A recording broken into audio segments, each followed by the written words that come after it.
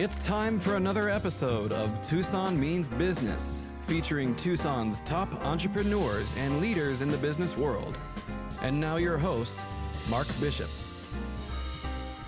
Welcome to another Tucson Means Business with your host, Mark Bishop.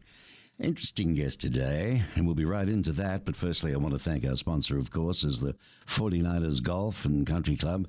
And 1 week it's on, 1 week it's off. But what we've got now is a situation where the club is open again. The restaurant, the Rincon Mountain Grill, the fabulous grill, it's back open. Of course, sanitized, and of course with the rules that go with the spacing and so on. So you know, okay? Golf is open, and they're dancing and doing all sorts of things. And we'll talk more about that a little bit later on. But my special guest for this Tucson Means Business is Linda. Her name is Linda John. Welcome, Linda. Thank you, Mark. It's a great pleasure to be here. Well, you know, you've come a long way from where you are. You hold a Bachelor of Science degree in Business Administration from Minnesota State University in Mankato and a Master of Science degree in Training and Human Resource Development from the University of Wisconsin-Stout. Is that correct? That is correct. Yeah. Welcome to Tucson. Thanks. It's really been a great ride getting here, and I'm fully transplanted now, so it's feeling really good. I'm feeling very welcomed by the community. Well, the deal is, though, Linda, you're not a stranger here, right? I am not. I actually, as often happens in destinations, I started as a visitor here. I was coming down almost annually because my parents have wintered here for the last 17 plus years. And so it was always a great getaway out of Wisconsin for me in about February or March to come to Tucson. So I've only experienced Tucson so far as a visitor, and I've loved it, and chose to make it my home and place where I'm going to start my business. Well, many years of it too, though, coming here, right? So you've got a pretty good idea. You would have seen it grow over the years, I would imagine. Yes, it really has. And of course, every time that I was here, I was doing recreational activities, loved to go hiking. I got into some of the cultural events. I actually ran a half marathon here a few years back. A half a marathon? What happened to the other half? You didn't do it? I love that. I actually, it's very, very interesting. I have a personal goal of running a half marathon in every state. Okay. So I'm at 18 right now. I have a ways to go. Well, you had been living in Eau Claire, Wisconsin for the past 27 years. You had deep roots there, serving as the executive director for the region's tourism organization. I think it was called Visit Eau Claire. That is correct. How does something like that work here in the States? Yes, so that is referred to as a destination marketing organization. Some people call them convention and visitors bureaus, but they're, for the most part, there's some variance, but for the most part, they're not non-for-profit organizations, and they collect their funding through a bed tax from hotel stays. Okay. And what they do then is they turn around and they brand the destination. They invite visitors to come. It can be through business travel, festivals and events. It can be through meetings and conventions, sport tournaments. And also, very commonly lately, is they get involved with actually developing the destination as well, taking a look at what things would visitors want to come here for that we don't have, and how can we help close that gap so it makes it more of a destination. It is different. In Australia, the visitors bureaus that you go to, they're usually run by the local council and the state government. Of independent states. Okay. So they're the ones that put up the payroll for that type of thing. Wonderful. And, you know, in the States, there are state tourism departments as well. And they provide great partnerships for the local destinations. And we see that's sort of the funnel approach where, you know, you have to soften the market of coming to Wisconsin first. The state tourism department does that. And then all the local communities in Wisconsin, we're out there telling their story under that umbrella. Very good. Well, you left Walt Disney World in Orlando, Florida, after 5 years to go to Eau Claire. Why? Very interesting. Yes, that seems like a lifetime ago. I always say that I cut my tourism teeth in Disney. And actually, I took a detour on the way. I had a couple stops at destination organizations in Minnesota along the way. But honestly, it was at that time, it was a great experience. Disney's a wonderful company. And I had decided, I was at the point where I wanted to kind of put some roots down. The friends I met there were from all over the world, of course, at Disney. And Epcot Center was a big part of my story there.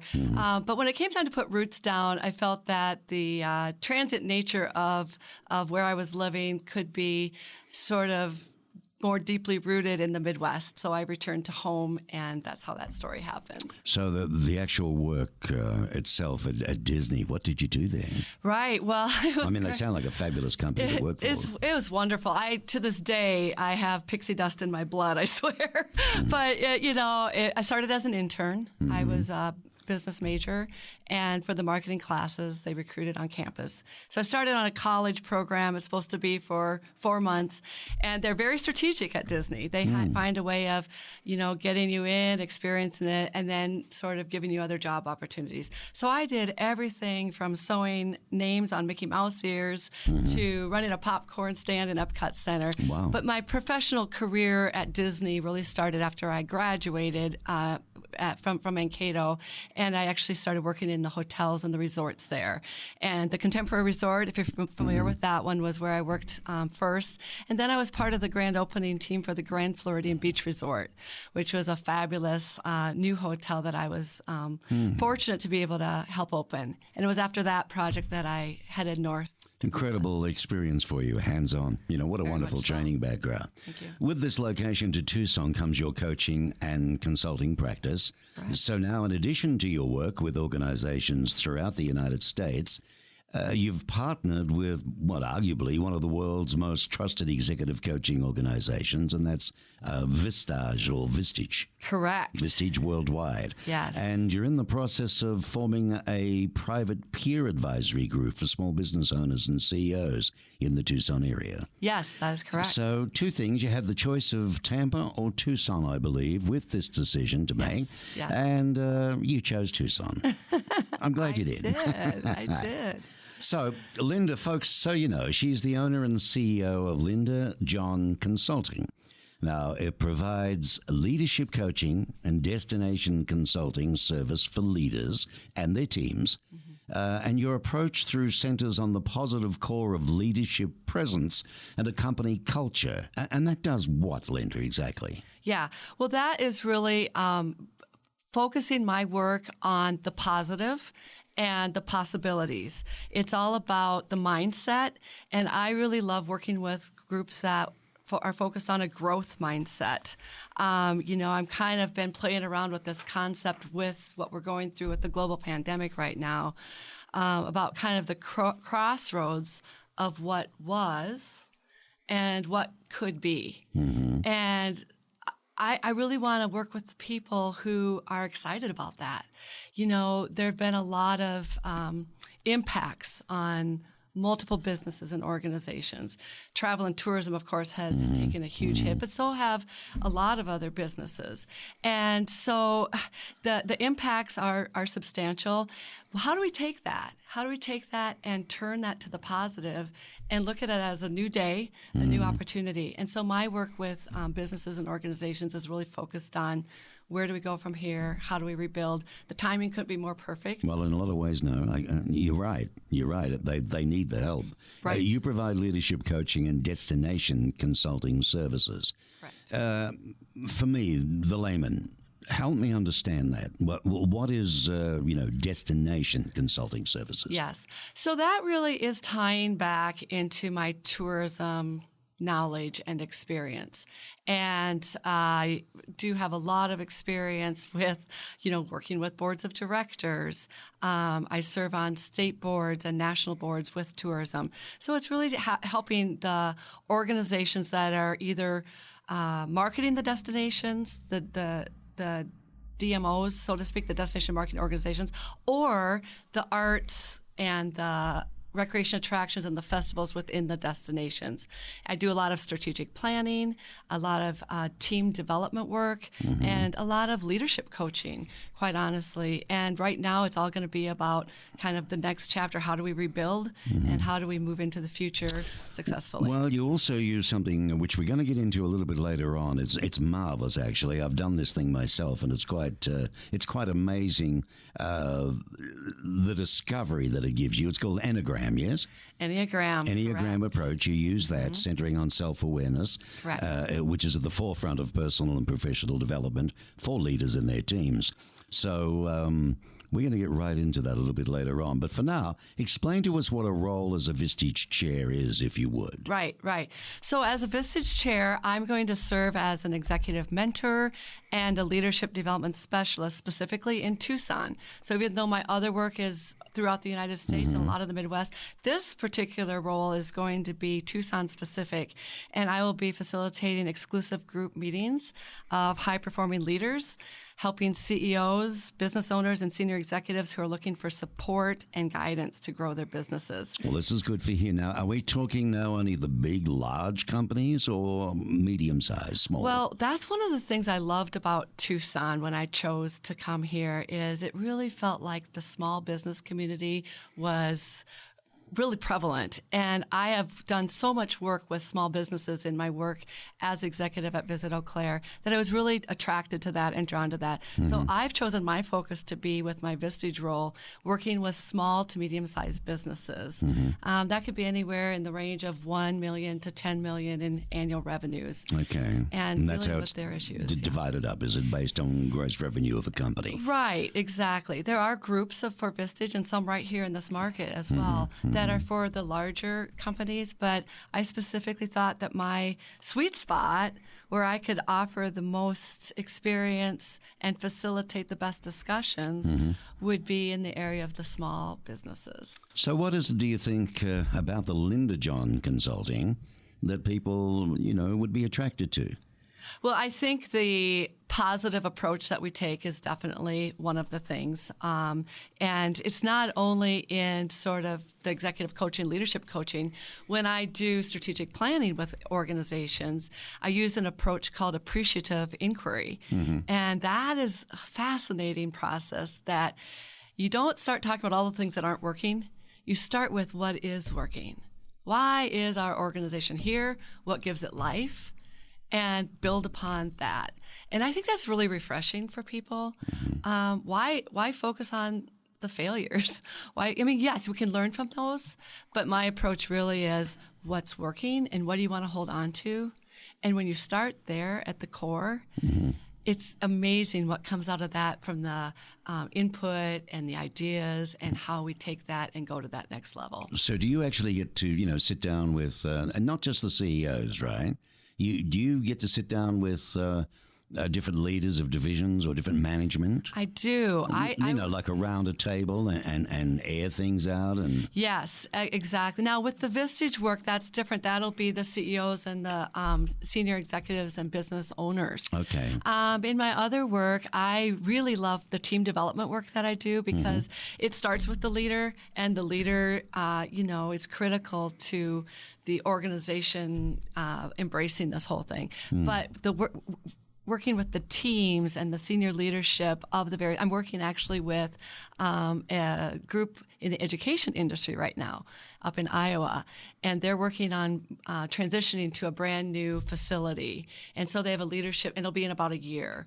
So they have a leadership team that's working right now on self-awareness, and then getting to know each other, other awareness, and then the magic of the team connectedness that comes through the work that we do through the Enneagram together. Okay, here it comes again, the Enneagram. So this isn't walking over hot coals together, right, on a weekend in the bush somewhere. Corporations report, Linda, that executive coaching is a key to making their businesses thrive. We've touched on what your coaching, your practice is unique in some ways. Why would someone choose you as against Freddie Mac down the road? What do you have that's special? Well, yes, I think I have probably hit on a couple of the things. The positive approach, the one-to-one customized approach. So I really dig deep with organizations. I start with the leader and find out the goals that they're trying to accomplish, and then we really lay out a plan. Sometimes it is with the Enneagram, but because I am a trained executive coach, and I'm actually a member of International Coach Federation, I have lots of tricks in the bag that I can pull out based on what their specific goals are, what their specific challenges are, and so we work in a very customized way. But I think a lot of people are just drawn to me when they hear that I am certified and accredited in working with the Enneagram because they're just fascinated by the tool. It's becoming more and more known in business applications. Right. And so when I just look at, traffic on my website and social media, I really think the Enneagram piece of it is what's getting people's attention. Well, a lot of people think coaching really is a case of you're on the phone to somebody specifically in their role and you're motivating them to keep them going. It's a very bland look at what coaching really is, and trying to get you to get up and keep going and set goals for the month or the week. I mean, it's a lot more than that, isn't it? Yeah, it really is. Particularly yours when you're dealing with groups and so on. Yes, exactly. I like to think of myself as a thought partner. Sometimes it's just holding space for busy executives and leaders that have already thought of the answers, but they're kind of stuck in the weeds in the day-to-day business. And that's one of the beauties of Vestige also is we provide executives an opportunity to step away from the business, kind of get out of the weeds, and think about strategy, focus on strategy. Well, give me an idea. I mean, you say step away from the business, but aren't I going to be talking about the business or my concerns or worries? I mean, give me an idea of Vestige, what its real core goal is to do for these leaders of businesses in the community. Sure. Well, it's really three things. Three things, okay. One is the whole idea of being able to take the time out with a thought partner and hold the space for, instead of I'm going to call the repairman for this machine or fix this internally. It's like you get out of the business and say, what does my business really look like in the next year?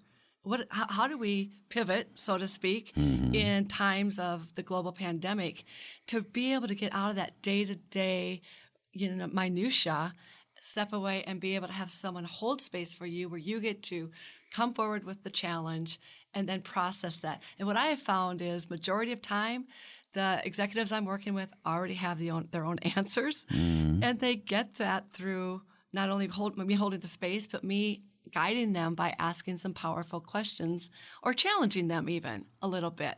And by the end of it, they're actually coming up with their own answers. So that's the first thing, is that sort of one-to-one executive mentoring that's provided. But the one-to-one you refer to doesn't mean one-on-one.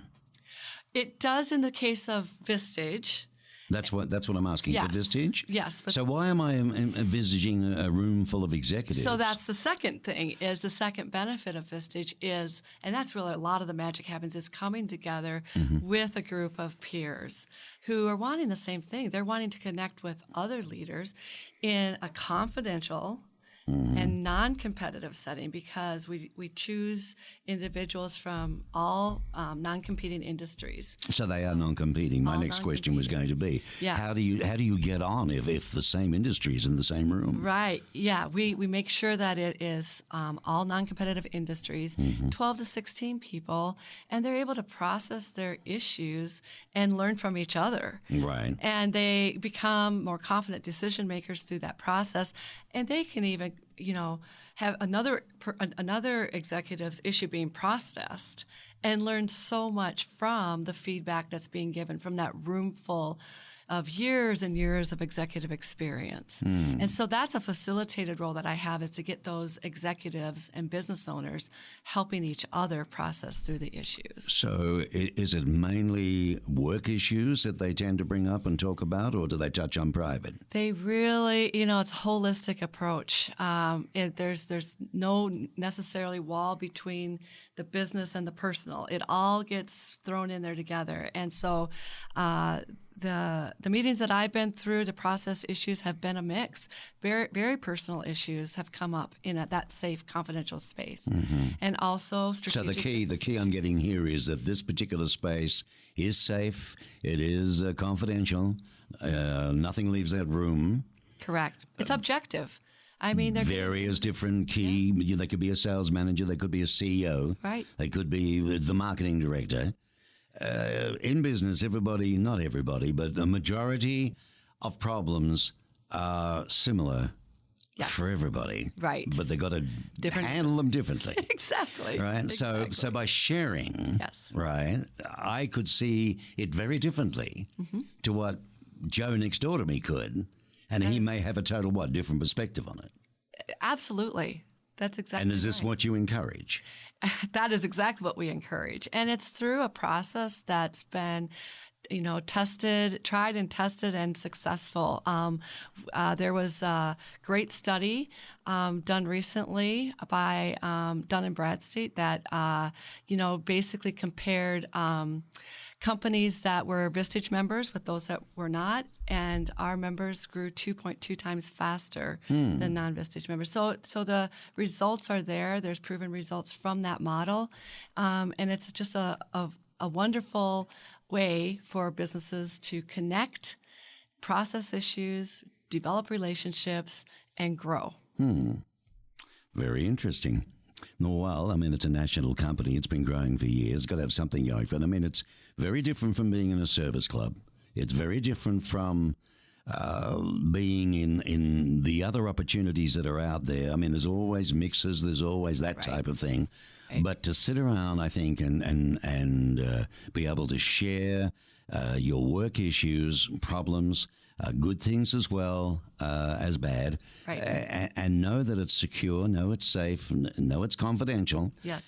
And at the same token, you're meeting, I guess, new friends. Right.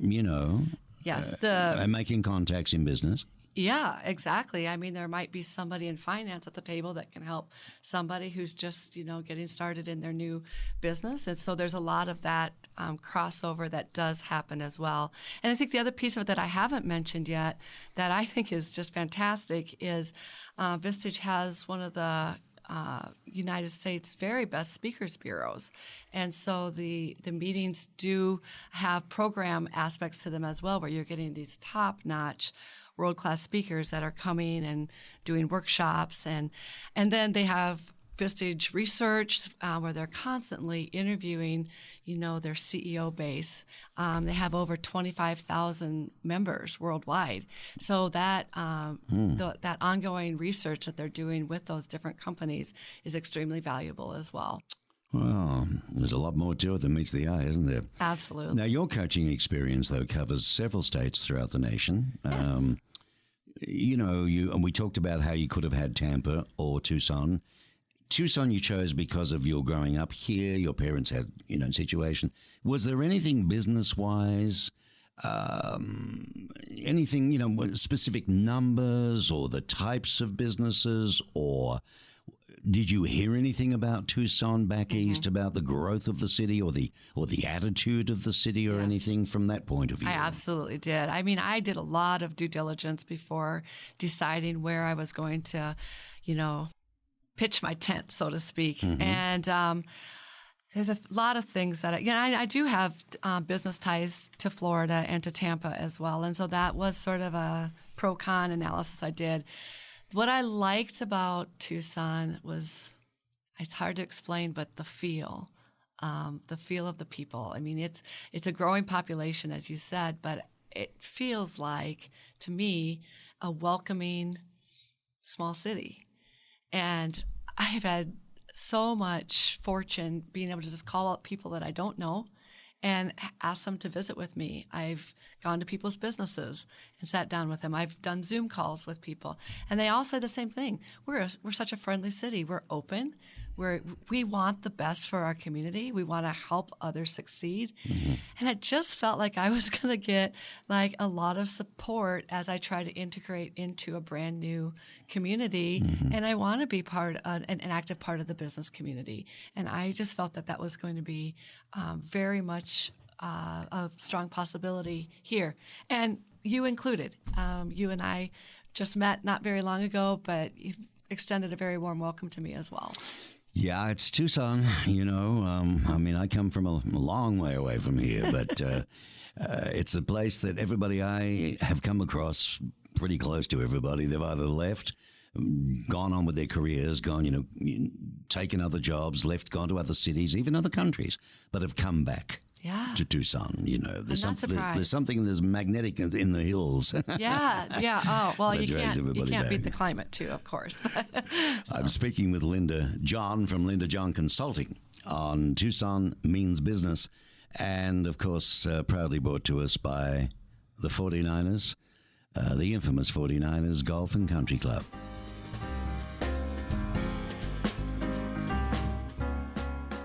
Tucson Means Business is proudly sponsored by the 49ers Golf and Country Club. They're at 12,000 Tanque Verde Road. If you're not in Tucson, somewhere around the world, but visiting, sometime you may get here, please go to the 49ers, even if you don't play golf, because there are wonderful things to do, like eat at the fabulous Rincon Grill restaurant. And then there's the fitness center, brand new, with everything that you need. Isn't that right, Casey? That's right, Mark. I'm speaking with the director of memberships and tournaments and sales. He's just about chief cook and bottle washer, but he can tell us all about this wonderful fitness club. It's only brand new, really. Yeah, it's kind of funny you say that. We're really proud of the way that we keep it looking brand new, but it's already 5 years old, that building. Is it really? Yep. But God, you'd never know that. We upkeep it. We keep it looking good, looking fresh, smelling good. We try to keep the equipment maintained. Mm-hmm. That's important for people that are coming to a gym. They want to use clean, fresh, well-working equipment. My word, they do. And one of the important things, I think, with this fitness club is that it's not your traditional. I mean, you've got locals coming to it from right across town. There are lots of different separate type events on, aren't there? From fitness type, I can't remember them all, but the lady that runs it does a fabulous job. Great job. In fact, there's a few of them get together and create all these different sort of sequences. They do. They've got a lot of different group fitness classes is kind of what we, I want to say it's kind of a niche market, really. There is lots of gym offerings around, obviously. Sure. You got your big box store kind of fitness centers that are, they have hundreds of pieces of equipment. They've got classes that are scheduled and routine, where ours are unique. You get to know the instructors really well. They're your friends, and then when you don't show personal up, care of you, yeah. They do, when you don't show up to class, they text you and find out, hey, you okay? How come you're not there? That's a nice idea. It is. So from yoga through to boombox this or that, I mean, they do it all. There is. We offer a little bit of everything. We even, we have kids dance classes. We even have a woman teaching ballroom dance classes right now. On Wednesday nights right now, we have goat yoga, where you have these little pygmy goats. They dress them up in tutus and they walk on your back. I don't get it, but apparently it's all the rage. So. Can you imagine that? Dressed up in a tutu, walking on your back. But that's a goat. Oh, it sounds like a lot of fun indeed. And of course, the one other area is the pool. Yep, the pool. We have a 5-lane Junior Olympic-sized heated year-round pool, which it's tough to find heated water in Tucson in the winter, believe it or not. But we maintain it. We have a youth program that swims year-round. We've also got aqua classes right now on Mondays. We offer them. The pool's just been really a great resource for the club and its members. That's fabulous. So there you go. You get a really good picture, don't you? But go to the website and, Casey, that address again. Website is 49ercc.com. It's all spelled out. FORTYNINERCC.com. You did a good job, man. Hey, thanks. Casey Palufchak, lovely fellow. Talk to him personally about anything, memberships, the club, whatever you want to do.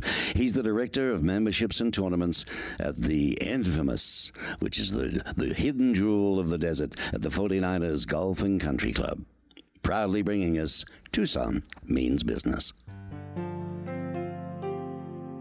I'm speaking with Linda John, who's performing a special opportunity for thought leaders here in Tucson. For starters, she's going to be the chair of Vestige. And, all right, question for you. Why should I join Vestige?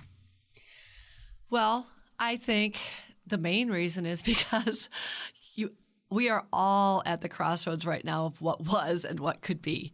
And I don't think there's anyone that hasn't been impacted one way or another by that. I did see a recent article, I just posted it on my LinkedIn also. 73% of business leaders expect significant disruption of their industries over the next 3 years. Yeah. And only 26% felt that way just a year ago. That was an article in Inc. magazine. So I think now more than ever, you and other business owners need Vestige because you are going through a huge transition. Yeah, there's something missing since the pandemic has hit. Yes. You know, And from a business perspective, a lot of people are scared stiff. I'm hearing in the field, you know, they're not sure what to do with their businesses. They're not sure whether to go on, close the doors, stay, wait a while, see what happens. Right. In my particular business here, there's, I have clients that are still doing well, but I have other clients that have wanted to come on board a long time ago, but right now they're not sure what's going to happen. So they're, sitting on the fence. And that impacts your business. And that impacts my business, and Right. everybody's business. Yes. What have you noticed to be the greatest impacts of this COVID pandemic, for instance, on you as a business coach?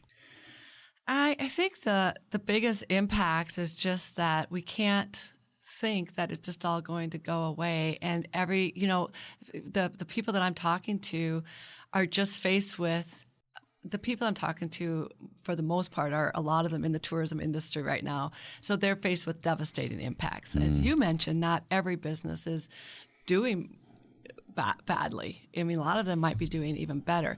But at either way you look at it, there's change in the air, and we have to look at things differently. So those are the biggest impacts, is that COVID has thrown us not only into a global pandemic, but a global transition.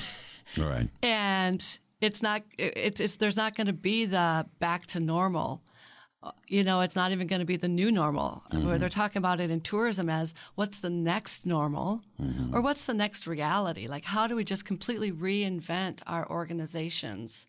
And how do we do business differently? What are our opportunities? Well, one of the things, of course, has been the absolute, through the floor of this communications online. That wasn't there before. Yes. Zoom is just one. Yes. I have been using Zoom, but I've had so much trouble, and there's no service. I'll tell you something, Linda, that I don't like, and I've had other business associates agree with me on this, that I think there's some corporations and companies that are taking advantage of the COVID-19 pandemic in relation to service. Oh, interesting. I think they're using it as an excuse. And it's not fair. It's not fair to the consumer. It's not fair to people who are in business and people who are trying to do it. And that's just for what it's worth. That's my tuppence worth. Let's fast forward 1 year. What's on the horizon for the future of Linda John Consulting? Well, I do have some new programs planned for next year, trying to be responsive to what's going on in the world. I'm going to be launching a program on diversity, equity, inclusion, and anti-racism with the Enneagram. And so I'll be having a program next spring that takes to companies the Enneagram program, but with a specific lens on diversity. Super excited about that. I intend to continue to build my Vestige group here in Tucson. I'm so excited about working with small business leaders here and helping them to deal with their challenges and applying the Vestige processes to that, which I've just been so impressed with. And I will continue to look at how I can give back to the Tucson community. I want to be involved here, and I know that there's a lot of great organizations. I'm really excited when we can start moving out and about again. And I know all the great events and festivals. I look forward to not only going to them, but being a volunteer and getting involved.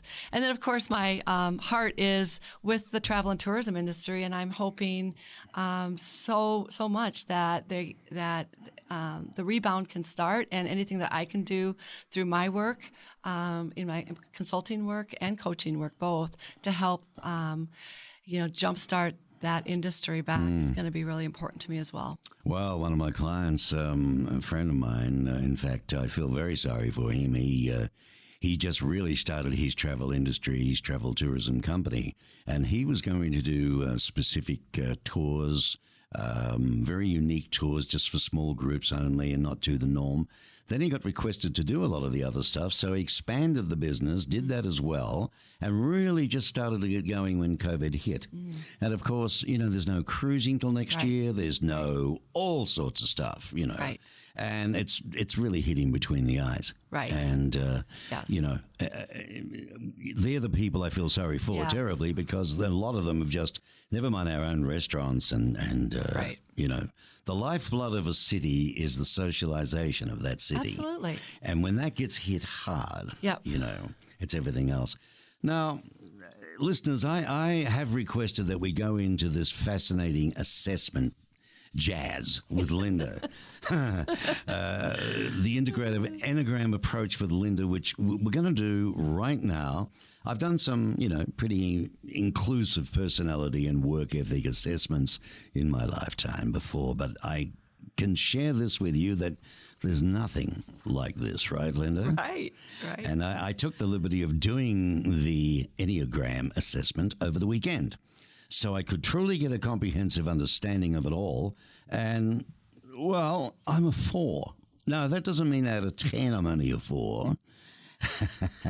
More on that later. But come on, go to town. What is an Enneagram? What does it do? There are 9 styles. I'm a 4. Yeah. Right. Tell me all about it, and what does it have any effect to do with business, people, directors, CEOs, whatever?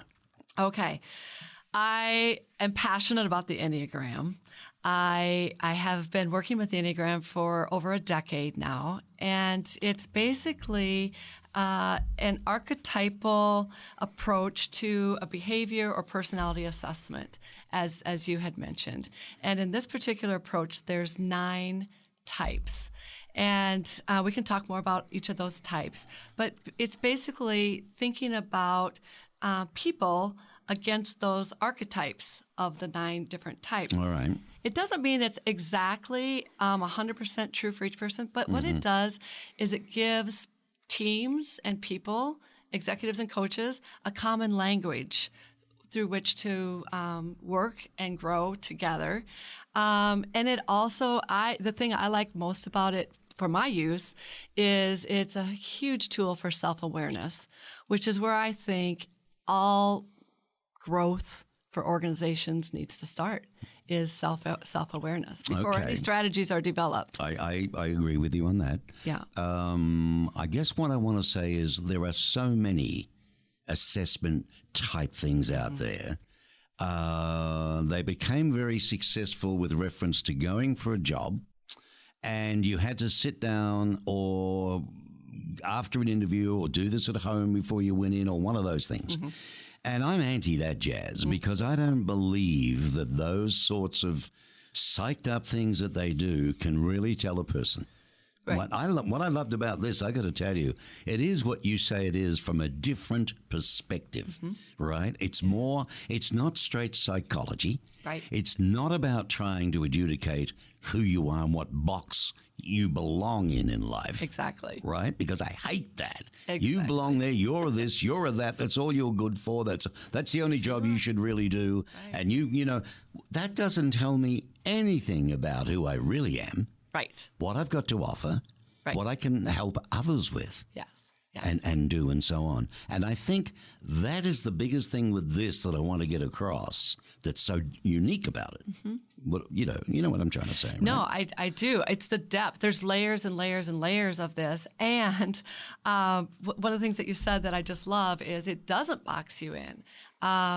The approach to the Enneagram, the whole idea is figuring out your type so that you can learn how to... But when you say type what? So the 1 to 9, those are the main types. So once you learn your main type... But the word itself, type. Doesn't that put me in a box? Well, it starts there, but it doesn't. But the whole thing of the Enneagram is to show you the box you're in, just to show it to you. It's where you and then to help you get out of it. Because I want to get that across, Yes. right, to the listeners, that this isn't. This is just another. Yes. How do I? God, I can't even express it anymore. But they're so different. For instance, like a number one in this thing. Is there another word other than type?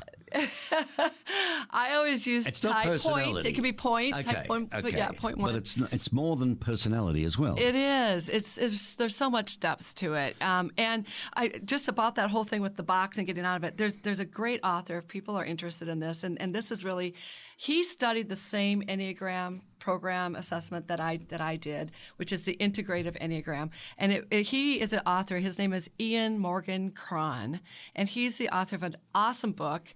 Everyone should read it. It's called The Road Back to You. And he's the one that coined that, and just explains it so well. It's not about these other personality tests or behavioral assessments. Mm-hmm. In fact, Enneagram is not to be used for employment decisions. No, it's one thing that I loved about it. Exactly. And so he coined that term of it's not about putting in that, it's just showing you how you're wired. And then all the strategies of how you are, like we all have all 9 types within us. Right. So how 9 types? All 9 types. Used to be just, A, B, and C or whatever. No, there's 9. Well, see, I like the way you said that. The terminology being how we're wired Yes. from a point of view of all our best assets. Yes. And assets that wouldn't be wasted Right. in specific roles Right. or conditions. Right? And I think that's a marvelous thing because Yes. I think there's a lot of people missuited, Yeah. misfitted I agree. in their working I life and in stuff like that. Yes. Let's take number 1. Okay. Right? Here we go. Strict perfectionist. Yes. All right. Ones are about improvement, right action, ensuring things are done correctly. They're principled with a clear sense of right and wrong and may seem idealistic, self-righteous, or judgmental. Am I getting any bells here so far? They organize their world and value facts, precision and clarity, working hard to avoid mistakes. Now, their gift is in discernment, evaluation, and knowing what is right. That is correct. That's a 1. I call them the true north people. The true north. The true north. They've got the compass, and they know what's right. They know which way to go. And the judgment part isn't so much about others as it is about their own inner critic. Mm-hmm. And they want to help. Well, what we won't do is we won't say then, well, he'd be good or she'd be good for that role. Right? We won't go down that road. This is understanding what the 1 to 9s are. Yes, exactly. And then you can own it out there. Yeah. Exactly. Whichever one you want to do. What's number 2? 2 is known as the considerate helper. The considerate helper. Yes. All right. Exactly. And do you want to share what you know about the 2? All right. Well, 2s want to meet others' needs in a helpful, supportive way. Right. Warm, giving, and people-oriented, they seek affirmation from their relationships and may be sensitive and angry if they feel unappreciated. I believe there's a bit of me in every one of these darn things, never mind a 4. They may over-involve themselves in others' lives and risk being manipulative. Their development challenge is to give unconditionally and to nurture themselves as well as others. That's a considerate helper. That is correct. And I know it's very, very likely that you would feel like you resonate with a lot of these because, like as I mentioned, all of us do have some of each of the types. And it gets deeper too. We won't go there today, but those lines that are part of the graphic all mean something. And as a 4, you do have a connection to the type 2. So, well, a 3, firstly, is a competitive achiever. Now 3s are doers, guys and ladies, yes, and tend to be practical, task-oriented, and they project a polished persona or image. They're competitive, they'll make sacrifices to achieve their goals and appear successful, and they risk becoming overstretched or workaholic and may resort to deception or expediency to win. Now, at higher integration, they work towards self-acceptance and authentic influence, connecting heart and hands. And very that's good. A competitive achiever. That is very good. That's a number 3. That's type 3. Type 3.3, whatever you want. All right, anything you want to add to that? Well, their mantra is, I am successful and efficient. Watch me fly. All right, okay. Let's have a look at a number 4 now. An intense creative. 4s search for meaning, depth, and authenticity. They are emotionally sensitive and attuned to their environment. Creative and expressive as individuals, they may seem emotionally moody, dramatic, focusing on what is lacking in their lives.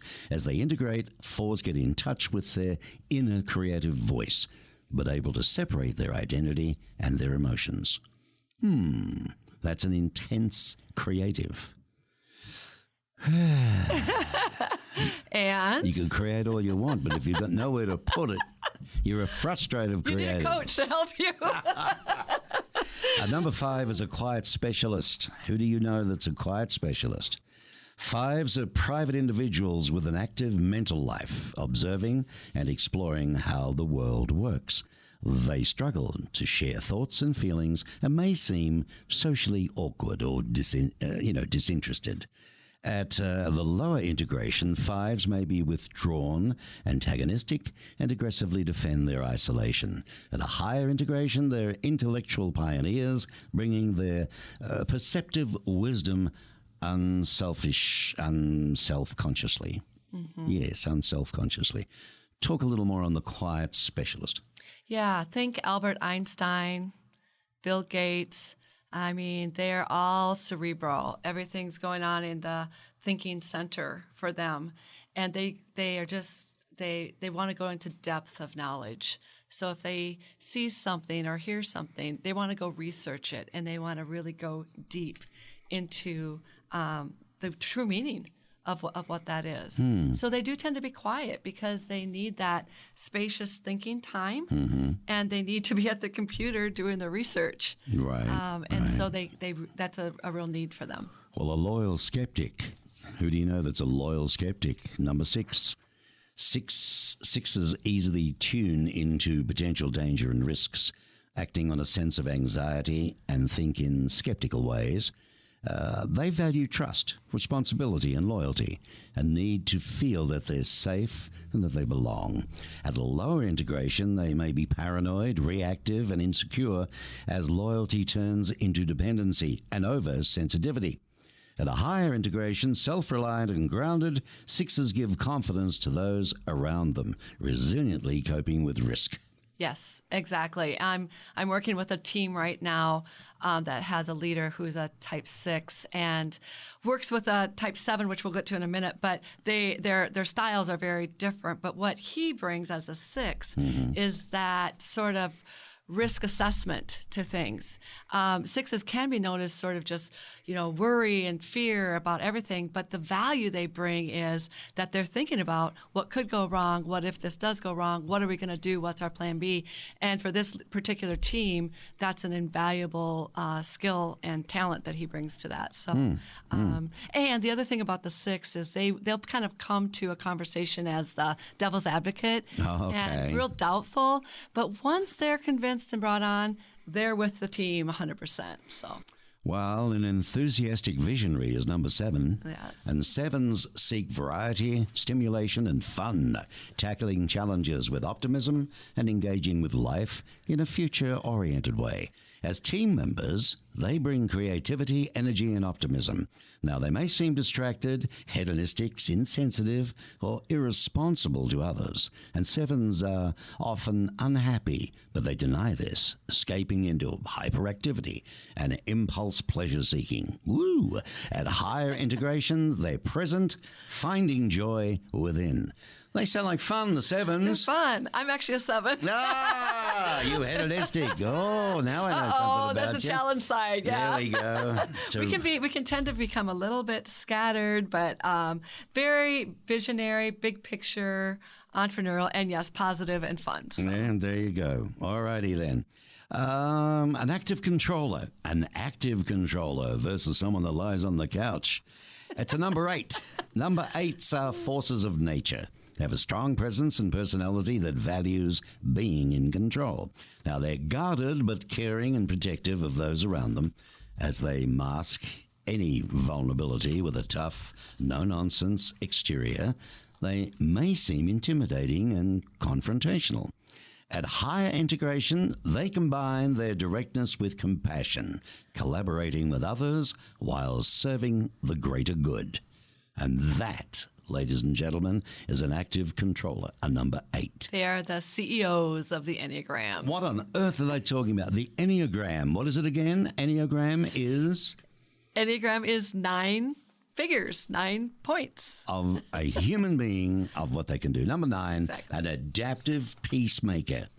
9s are diplomatic and attuned to the ideas of others, often as facilitators or mediators in groups. They form the glue between people with their friendly, grounding and stable demeanor. They struggle to connect to their own point of view or say no, and often avoid all conflict.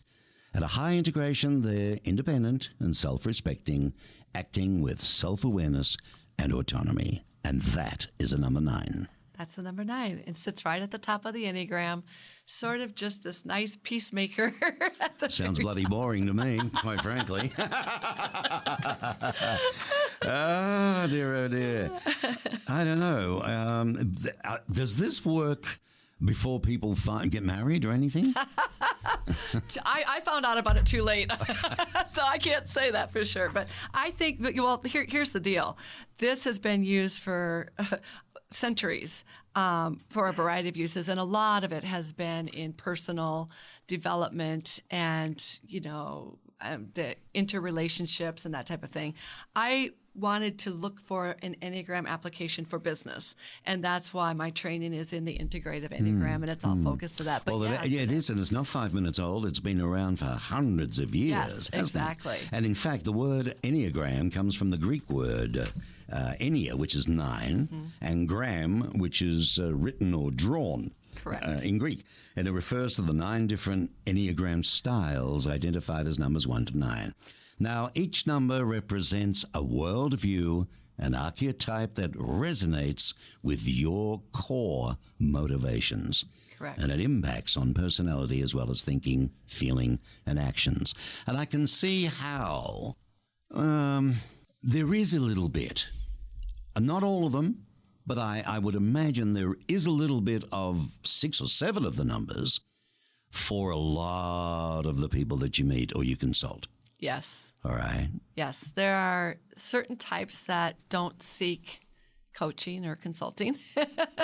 And, I don't know the breakdown, honestly, of the population percentage of the various types. I have heard in some of the experts that have talked about this that there's a lot of 6s out there in the world. And I suppose right now, type 6, Well, 6 was a loyal skeptic. the loyal skeptic. So they're based in fear.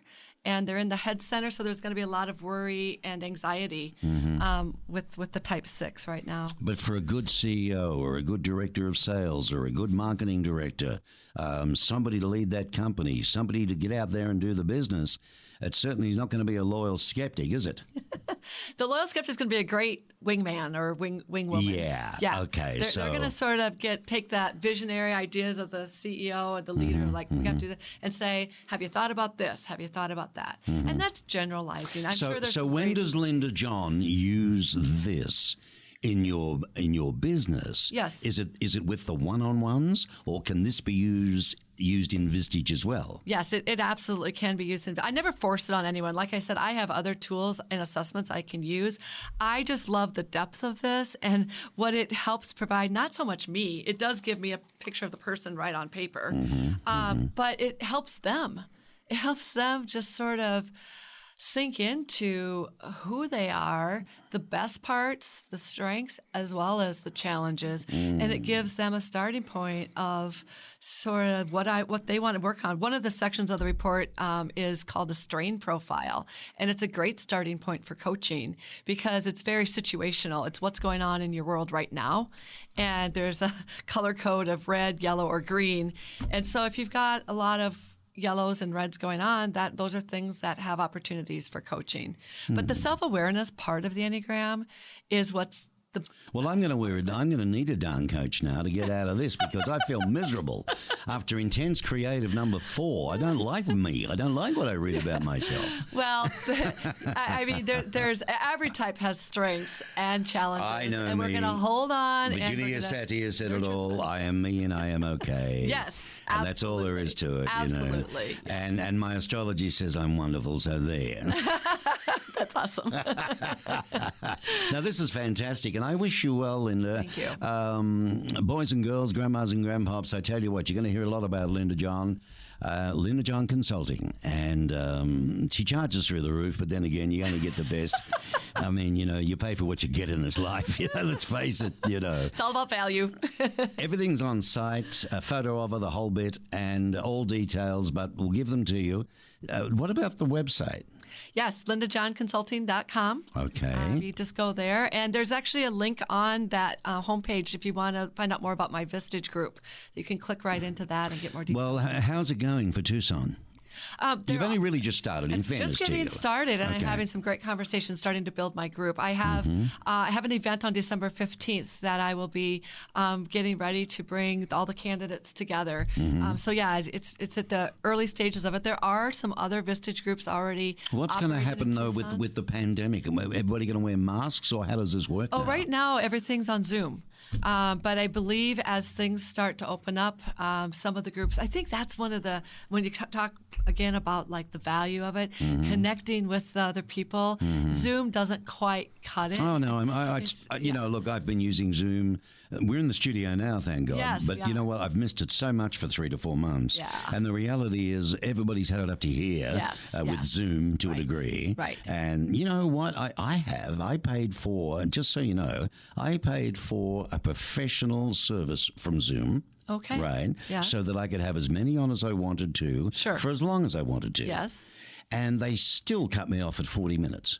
That's not right. Of course it's not right. And I paid for a full year in advance. Is that one of those services you're talking about? It is indeed. In fact, there is no service because I can't talk to anybody. And I used to be able to, but now they say, well, I'm sorry, you don't have a business account. We're not going to talk to you. Oh, yeah. Thanks very much. Well, what do you call it that I've got then? Yeah. You know what I mean? I Right. mean, this is what I mean. Yeah. It's disgusting. So I've been researching, to be honest with you, other forms, options, yeah. and there are plenty. Well, I have the Zoom business, and it works for me. So whatever turns you on, you know? Well, it's what works right now. However, I'm a big believer that nothing replaces the in-person. And the Nothing groups replaces right the in-person, now, yeah. I think some of them may have the option to be meeting in person and maybe doing that. But the other part of me that wants people to start meeting in person again is my travel and tourism side. And meetings and conventions are a huge economic engine for our economy. big time, big I time. used to come here to Tucson for professional conventions and conferences on a pretty regular basis. Yeah, I know. We had a lot of things going in Tucson. It was starting to really fire and more. We had time. We've got things happening where there's no beds in this town. Wow. You know, that's pretty Yeah, cool, that's isn't it? We've got sell out. events. We Yeah. have events going on where Citywide. that's why they're building more hotels. Yeah, yeah. And that just Things are started booming. when this thing hit. you Huge know. tourism destination. Huge tourism, yeah. Well, you know, it's always the younger brother to Phoenix, and we fight against that all the time.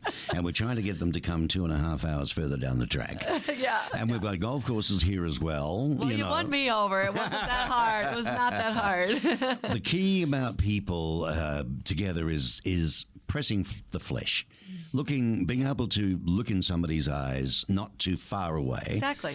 And just that personal presence versus being, you know, on the form of a technical communication thing is so different. Absolutely. You know. Absolutely. And it works this way with me too. Linda, is there anything you'd like to I'm going to put all your details up on the site. They're going to Awesome. stay there That's great. permanently. Yep. Or everything to contact you is there, yes? Yes. Okay, that's not a problem. Yes, exactly. And your phone number will be up there as well, and you've got Enneagram. That's a marvelous thing, Enneagram.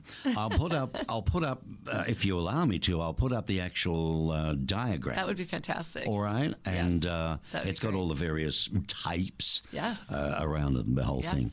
So thank you so much for taking time out and coming on Tucson Means Business. Thank you for having me. It's great. You've been a fabulous guest, and I'm really interested to see how you get along, and if we can help in any way at all with your peoples. Just yell out, because Tucson Business RadioX is all about helping business in this city. Thanks so much, Mark. You know I will. Okay, I appreciate that. So thanks again to the 49ers Golf and Country Club, our wonderful sponsors and loyal sponsors to Tucson Means Business. And, of course, they're open again, the Rincon Grill, so you can go there, or you can take away, you can order and just go away if you want to. The golf is some incredible deals going on with the golf right now. I mean, if you've ever wanted to, you get out in the sunshine and single carts, no riding together. None of that jazz. But if you just follow the rules, you can still have a nice time, and it's very, very cost effective. And of course, Lisa's doing exercising. They're not in the gym per se. They're outside, but they're doing fantastic exercise training, and you can get involved with that as well, all right? And also the pool is open for specific scenarios. Okay, the link, so that's the 49ers Golf and Country Club, and the address is on the side and everything, but it's straight up Tankerville Road, heading east just past the Emily Gray School, a little bit further than that on the right-hand side. Thanks again for joining us. This is Mark Bishop signing off for another Tucson Means Business.